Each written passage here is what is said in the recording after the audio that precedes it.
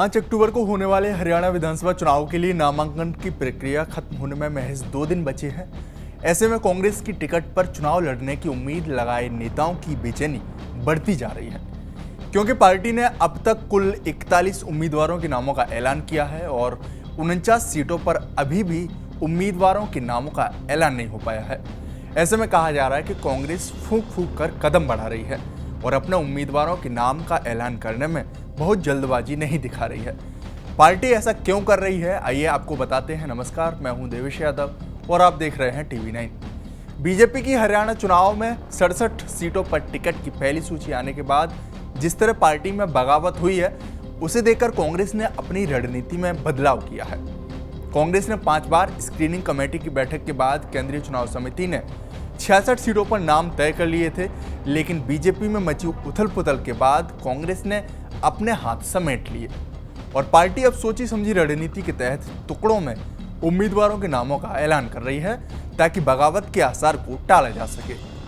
अभी तक कांग्रेस के 41 उम्मीदवारों के नाम का ऐलान होने के बाद से 8 विधानसभा क्षेत्रों में पार्टी के नेताओं ने खुलकर विरोध जताया है। इनमें से कई नेताओं ने निर्दलीय चुनाव लड़ने का ऐलान भी कर दिया है और बहादुरगढ़ के मौजूदा विधायक राजेंद्र जून को फिर से टिकट दिए जाने के बाद चुनाव की तैयारी कर रहे राजेश जून ने बगावत कर दी है। राजेश ने 2019 में चुनाव लड़ने की आस में ही कांग्रेस का दामन थामा था। साडौरा से विधायक रेणु बाला को टिकट मिलने के बाद ब्रजपाल छप्पर ने मोर्चा खोल दिया है।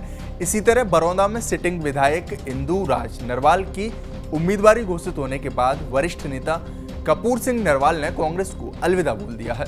ऐसे ही कांग्रेस में तमाम नेता हैं जिन्होंने चुनाव लड़ने की उम्मीद में कांग्रेस का दामन थामा था। दरअसल हरियाणा की 90 विधानसभा सीटों के लिए 2500 नेताओं ने कांग्रेस से टिकट के लिए आवेदन किया था, लेकिन पार्टी पर सबसे ज्यादा दबाव उन नेताओं को टिकट देने का है जो पूर्व मंत्री और विधायक दूसरी दल से आए हैं। पिछले 2 साल से 3 दर्जन बड़े नेताओं ने कांग्रेस का दामन थामा है। इनमें से बड़ी संख्या में नेता चुनाव लड़ने की उम्मीद में कांग्रेस में शामिल हुए हैं। उधर कांग्रेस के अपने कई बड़े चेहरे भी हैं जो चुनाव लड़ने की जुगत में हैं और पार्टी के तमाम नेता टिकट के लिए दिल्ली में डेरा जमाए हुए हैं। इसके अलावा कई सीटों पर नेताओं की नाराजगी भी सामने आई है।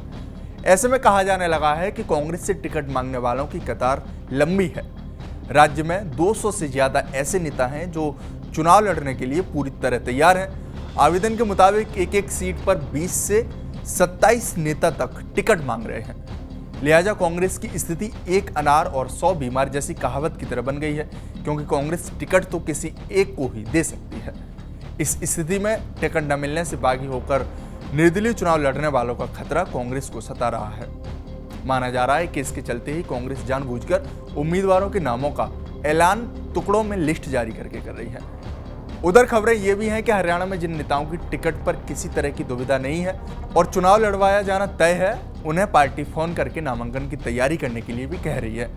इसी कड़ी में पलवल सीट पर सोमवार को करण सिंह दलाल ने बिना टिकट घोषित हुए कांग्रेस के संबल पर नामांकन दाखिल कर दिया है।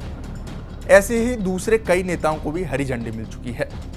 इसके साथ ही सुरजेवाला और सैलजा फैक्टर भी उम्मीदवारों की लिस्ट न आने में देखने को मिल रहा है, क्योंकि इन दोनों नेताओं का भी टिकट बंटवारे में अहम रोल माना जा रहा है। हालांकि कुमारी सैलजा अभी तक अपने 4 करीबी नेताओं को टिकट दिलवाने में कामयाब भी हो गई हैं, लेकिन रणदीप सुरजेवाला के ना ही बेटे को अभी टिकट मिला और ना ही उनके किसी करीबी को उम्मीदवार बनाया गया है।